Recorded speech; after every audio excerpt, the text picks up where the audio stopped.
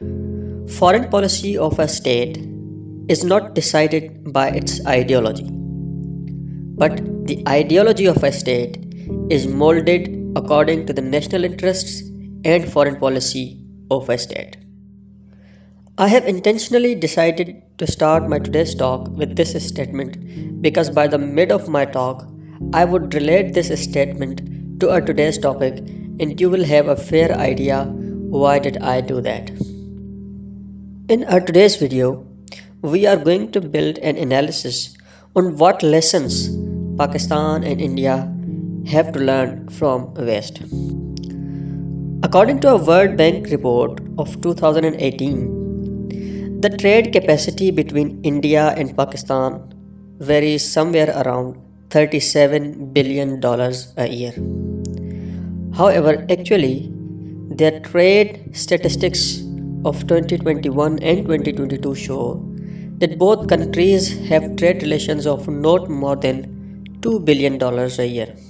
Just imagine having the capacity to have a trade of $37 billion but only doing the trade of $2 billion means skipping the capacity and ability of each other to contribute for $35 billion in each other's economy. Both the countries are reluctant to benefit and be benefited from each other.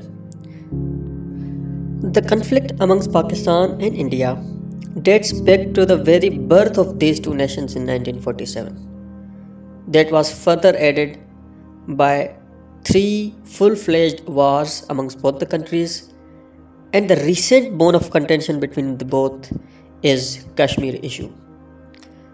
As per the Pakistan's ideology, the Kashmir is the integral part of Pakistan and is being deprived of their basic human right of self-determination.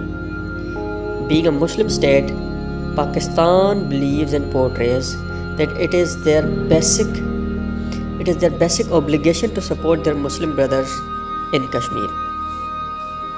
However, the actual analysts and students of political science and serious students of history know very well that merely the state of Kashmir being a Muslim majority state is not the only cause for which Pakistan supports Kashmir.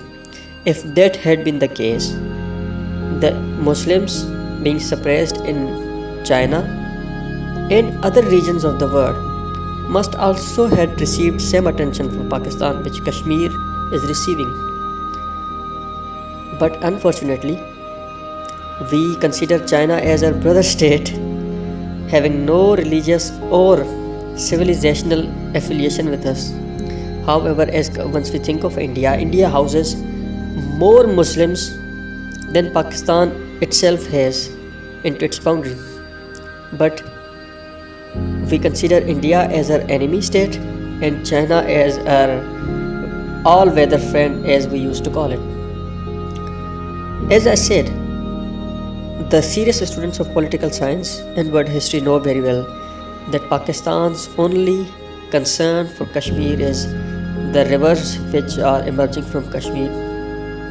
And if India is able to dominate that region well and somehow have the full control of the rivers which are originating from Kashmir and the region, then Pakistan would be so dependent on its arch rival that any time India would not need to invade a full-fledged war to destroy Pakistan. All they need to do is just stop the waters and Pakistan will starve to death. As I said in the start of the video, it is not the ideology which shapes the foreign policy of a state. It is the national interest and foreign policy according to which your ideology is molded. So Pakistan by its intentionally molded its ideology to affiliate the cause of Muslims and Islam with the region of the Kashmir to get a popular support from its population, from its entire Muslim population, which is very religious in nature. As a result of this approach, although Pakistan has been able to keep the issue of Kashmir alive in region as well as in the world, but now it is the time for Pakistan to mold its ideology on the lines which West followed after World War I and World War II.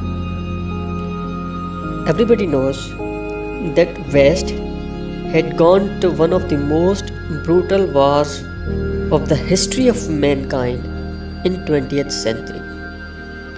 But in the 21st century, what we saw is Western states forgot the past, got united again for their national interest, and rose to the development and economic prosperity whose example have never been seen in the history. Now the point which I try to make right here, right now is, if the West, who went for one of the most deadliest wars with each other in 20th century,